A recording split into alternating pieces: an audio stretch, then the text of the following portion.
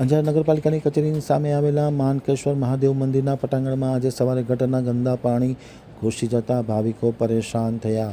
અધિક માસ ચાલતો હોય ત્યારે મોટી સંખ્યામાં ભાવિકો દર્શનાર્થે આવતા હોય, આવી પરિસ્થિતિમાં ગટરના પાણીએ પરેશાન કર્યા।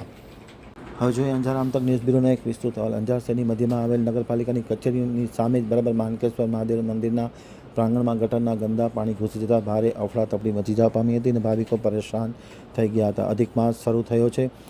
માનકેશ્વર મંદિરના ખાતે મોટી સંખ્યામાં ભાવિકો દર્શનાર્થે આવતા હોય છે, ત્યારે આવી પરિસ્થિતિમાં આજે સવારે બરાબર નગરપાલિકાની કચેરી સામે જ આ મંદિર આવ્યું છે, ત્યાં ગટરના ગંદા પાણી ઘૂસી જતા ભાવિકો પરેશાન થઈ ગયા હતા। અવારનવાર રજૂઆત કરવા છતાં કોઈપણ પ્રકારનો ઉકેલ આવતો નથી।